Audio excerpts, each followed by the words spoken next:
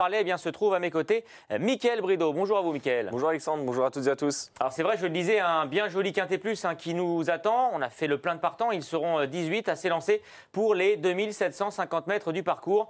Le parcours, justement, c'est l'occasion d'en parler et de cette piste de la Capelle. Oui, une piste de la Capelle, une piste assez plate, même si ça finit un peu en montant. Corde à gauche, 2750 mètres à parcourir pour ces 18 concurrents répartis sur 3 échelons de départ. Nous partons en face et nous faisons un tour et 3/4 de la piste de la Capelle. Et donc 2 fois la petite montée pour finir.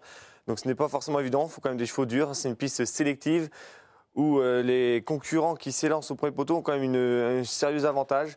Et voilà, on en a quand même 2 qui vont devoir rendre 50 mètres, tâche délicate, mais la qualité est là. Donc un beau plateau, une belle course en perspective. Vous l'avez dit, une piste sur laquelle il n'est jamais évident effectivement de rendre la distance. Et c'est le pari que vont relever plusieurs concurrents, notamment 2 qui eux vont rendre 50 mètres. Alors voici les noms des 18 protagonistes de ce Quintet Plus, avec dans le haut du tableau un Tolka de Belloué, le numéro 1 qui sera déféré des 4 pieds, qui s'annonce comme une très très belle chance. Oui, c'est une pensionnaire de Fabrice Soulois qui fait toutes ses courses déférées des 4 pieds. Nous avons également au premier poteau le numéro 8, Hugo Kir, qui découvre un bel engagement, mais qui va effectuer une petite rentrée.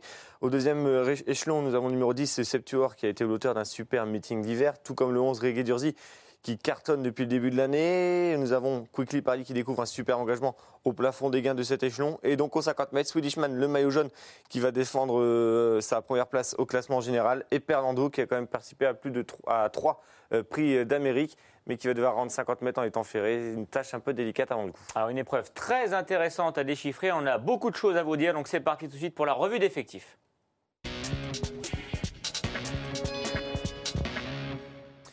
Et nous démarrons donc avec la moins riche de cette épreuve, le numéro 1, Tolka de Belloué, qui semble être en retard de gain. Et c'est la raison pour laquelle, ici, elle devrait avoir une toute première chance. Elle est présentée par Fabrice Soulois, sera confiée à Mathieu Abrivard et, comme je le disais, sera déférée des 4 pieds. Oui, c'est une jument qui n'a jamais déçu déférée des 4 pieds. Elle a toujours fini dans les 4 premières. Nous la retrouvons dans cette configuration. C'était sur l'hippodrome de Paris-Vincennes. Sur 2700 mètres, elle allait finir deuxième. Nous la retrouvons, c'est à Cajac jaune côté corde, changement de plan. Et vous voyez, avec une liste en tête blanche, elle allait venir se classer seconde de Spirit BGN, marché 13-2 sur les 2700 mètres. Autant dire un très bon chrono. Elle battait Tornade du Dijon, que nous retrouvons également dans cette épreuve. Et regardez, un belle fin de course de cette Tolka de Belloué. Une jument qui doit courir cachée, donc ça comporte quelques aléas. Mais c'est vrai qu'au vu de cette performance-là, et de ses performances en étant déféré des 4 pieds avec Fabrice Soulois qui fait un long déplacement, ça sent bon, c'est une très bonne base a priori dans cette épreuve. Alors sur cette course référence, elle était déjà confiée à Mathieu Abrivard qui sera de nouveau son pilote ce mercredi. Je vous propose d'écouter Mathieu qui est confiant et qui revient notamment sur les toutes dernières sorties de Tolka de Belloué. La jument a très bien couru la dernière fois, on était second battu par Spirit BJ, elle avait fait vraiment une très bonne fin de course. Elle avait 2 bons parcours dans les jambes. 2 bonnes courses de rentrée auparavant. L'autre jour déférée, bien. Là, elle trouve un bon engagement en tête. Elle sera déférée à nouveau. Grande piste comme la Capelle, ça ne va pas la déranger. Donc, non, tout est bien réuni pour bien faire. Maintenant, faut voir un peu le parcours, comment ça se déroule. Il y a quand même des clients. Mais c'est une jument qui est capable quand même de prendre les devants ou d'attendre. Donc, elle a quand même pas mal de possibilités avant le coup. Donc, sur ce qu'elle a fait de mieux, ça paraît une bonne chance au premier échelon. On a tout dit ou presque sur Tolka de Belloué. Elle porte le numéro 1, elle va s'élancer du premier échelon. Première chance, une étoile dorée donc pour Tolka de Belloué. On enchaîne avec le numéro 2, une autre femelle dans la course, c'est Scarlett Turgot. Là, ce sera quand même beaucoup plus difficile. Oui, c'est une jument qui vient de très bien courir, mais a été déférée des 4 pieds, associée à un pilote, comme on dit dans le jargon. Maintenant, associé à son entraîneur Ferré, on prépare certainement d'autres courses à l'avenir. On peut l'écarter sans prendre trop de risques, a priori. Pas d'étoile, donc, vous l'avez compris, pour ce numéro 2 qui devrait préparer certainement d'autres objectifs. On enchaîne avec le numéro 3, il s'agit de Rockefeller Center, un concurrent en forme puisqu'il vient de s'imposer. Il renouait ainsi avec la victoire. Oui, et c'était vraiment très, très bien ce jour-là. Une très belle impression visuelle de ce Rockefeller Center. Il est ici, à cet instant, il allait donc gagner. Sur la piste du Mans, avec une longue ligne droite. Longue ligne droite, corde à gauche. Nous retrouvons Sophie Duvif, qui participera également à ce quintet, qui allait se classer 3e. Et Rêve à l'Olivry, qui allait être 7e. Regardez Rockefeller Center. Qui contrôle. Jean Baudron, sûr de son fait, ouais. Et qui vient dominer assez facilement en récital carisé, que nous allons retrouver tout à l'heure dans notre course référence. Et regardez, Rockefeller Center gagne facilement. Il renoue avec les bonnes performances. Ça faisait bien longtemps qu'on ne l'avait pas vu bien faire. Il y était temps. Maintenant, il a toujours montré de la qualité. Je me rappelle d'une performance à Laval. Il était 3e derrière un certain Texas Charm et Roi Vert. Une très belle performance. Et depuis, c'était un petit peu le néant, l'écran noir. Mais voilà, il a renoué avec les bonnes performances. Il découvre un bon engagement en tête. Un cheval très dur à l'effort.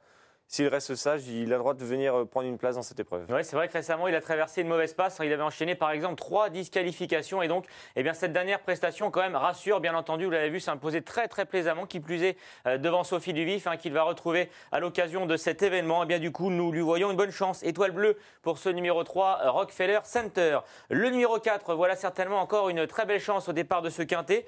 C'est une autre femelle. Elle se nomme Una Bella Perrine. Elle est présentée par Jean-François Marie, un consultant sur notre chaîne. Et c'est vrai qu'elle arrive, elle aussi, en belle forme. Elle arrive en belle forme. Dernièrement, 4e à Toulouse. Certes, l'impression visuelle n'était pas terrible, mais la jument était malade. Elle a eu les poumons sales, apparemment. C'était vraiment une fin de course correcte. On sait qu'elle est capable de mieux. Déférer des 4 pieds, elle ne déçoit rarement. C'est une jument assez brave, utile. Dans un parcours, on peut la déplacer. Capable de finir très vite. Il lui faut le parcours caché. Elle ne doit pas faire un pouce de centimètres de trop.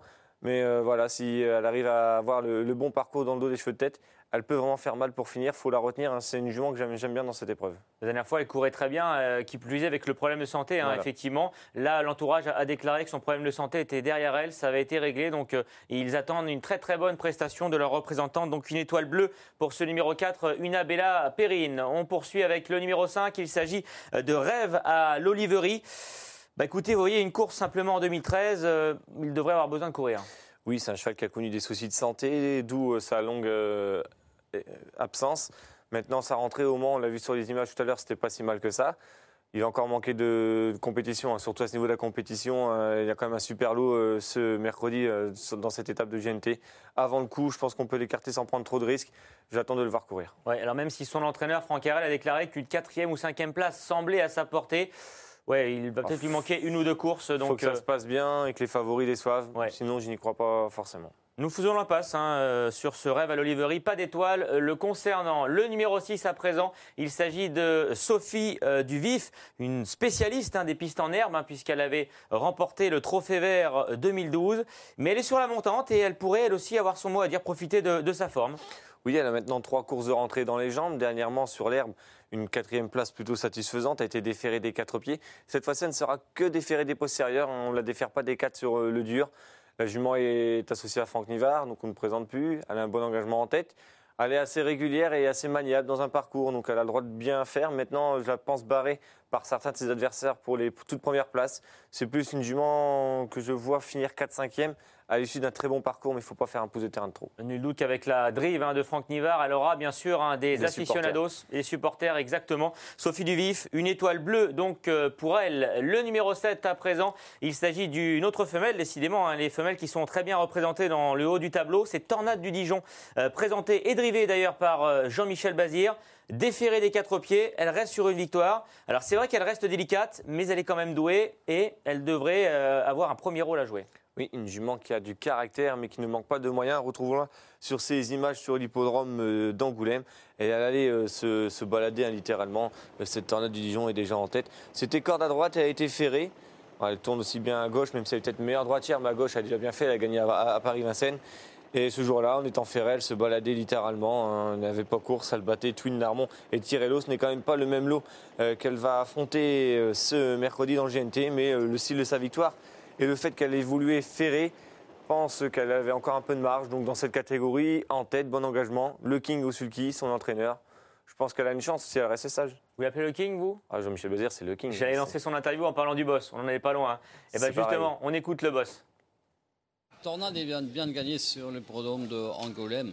Bon, c'était pas une grande course, mais ça l'a permis de peaufiner sa préparation et surtout de courir corde à droite. C'est là qu'elle est excellente. Elle est bien, elle part au premier poteau. Cette fois-ci, je l'ai déféré des 4 pieds. Une place est totalement envisageable.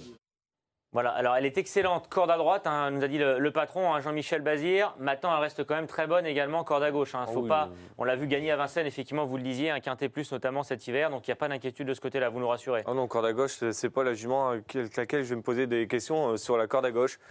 Voilà, maintenant Jean-Michel Bazir a tout dit, ce sera tout ou rien avec elle, mais elle est capable de bien faire. Eh bien écoutez, une étoile